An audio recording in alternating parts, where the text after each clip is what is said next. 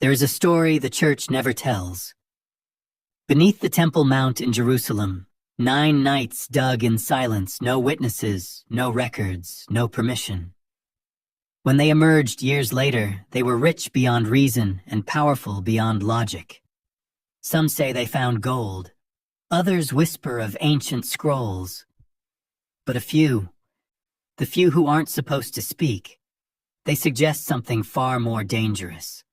A lineage, a bloodline, one that could shake the very foundations of Christian history, if ever confirmed. Because if Jesus had descendants, and the Templars found them, then everything changes. So let's step quietly now. Not into legend or fantasy, but into the fragile corridors of history, where faded scrolls, carved stones, and forgotten ruins might hold answers. This isn't just a story about knights. It's a story about legacy, and what happens when those sworn to protect it vanish. The Knights Templar were not born in myth, but they certainly died in it. Officially formed in 1119 to protect pilgrims in the Holy Land, these warrior monks rapidly evolved into one of the most powerful institutions in medieval Europe. But beneath the armor and piety, a stranger thread runs, one that leads back to the earliest days of Christianity, and perhaps even further. Their headquarters stood atop the ruins of Solomon's Temple. Their symbols hinted at secrets buried below. And for centuries rumors swirled that their true mission was never about guarding roads, but about guarding blood. Sacred blood. Blood that may have passed from Christ himself. Tonight we explore that possibility, step by step, fact by fragile fact. Before we venture further into the shadows, take a moment to subscribe so you never miss a secret that history has tried to forget. You can almost feel the heat rising off the stone even now. The year is 1119, and Jerusalem is no longer a battlefield, but it is far from peaceful. Just 2 decades after the First Crusade carved a Christian kingdom out of the Levant, the Holy City is still riddled with tension.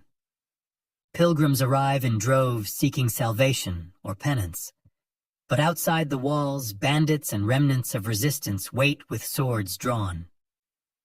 In this fragile equilibrium, 9 men arrive not in shining armor, but with a purpose cloaked in mystery. They are knights, yes, but not like the others. They call themselves the poor fellow soldiers of Christ and of the Temple of Solomon.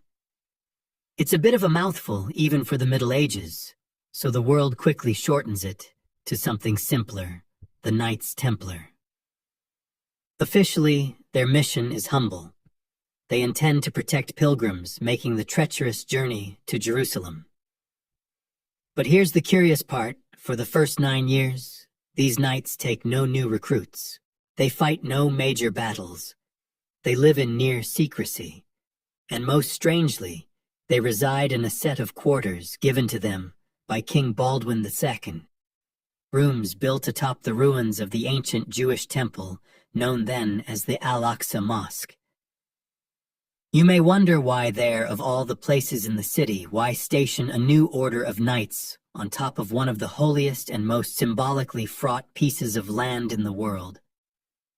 The traditional answer is political convenience.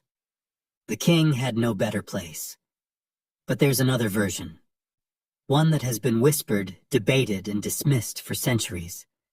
According to this version, the Templars were not merely guarding pilgrims. They were sent to retrieve something, or perhaps someone. Historical records from this period are sparse, but what survives tells us that the founding members were not just soldiers. Many came from families tied to esoteric Christian traditions, nobility with ties to old Merovingian legends, strange interpretations of the gospel, and a near obsession with relics. Hugues de Payens, the first Grand Master, had extensive connections in France and the Holy Land, and some believe he had prior dealings with certain Eastern Christian sects groups who viewed Jesus not as a distant divinity, but as a man who walked married and fathered children. That alone would get you excommunicated in most circles. Still, it's worth asking why 9 knights with no known funding, no clear battle record, and no real political backing were immediately given prime real estate over the Temple Mount, and why they were then left alone to do whatever it was they did. Modern historians sometimes roll their eyes at this part.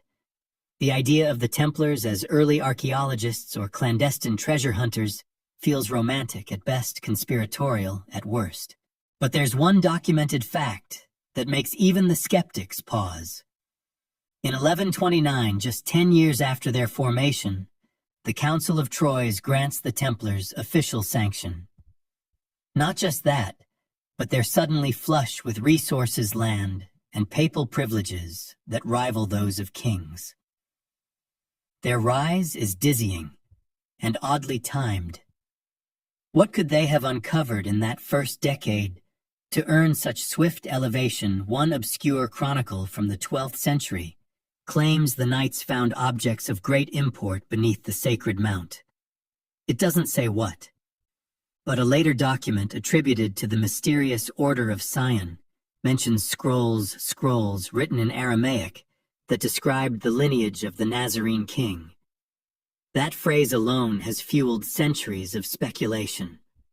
Was it a reference to Jesus, or someone descended from him? Of course, the Vatican has long dismissed these tales as heretical folklore, and yet, it never seems to destroy the documents entirely. Instead, they disappear into archives, into vaults.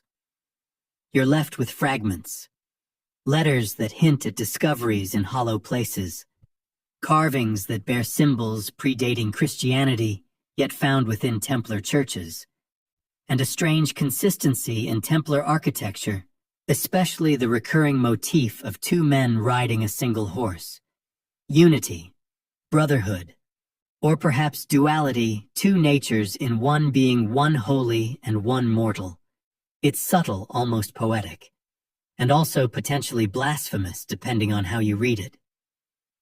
Scholars still argue over whether the Templars' original mission had any esoteric undertones. Some say it was pure coincidence.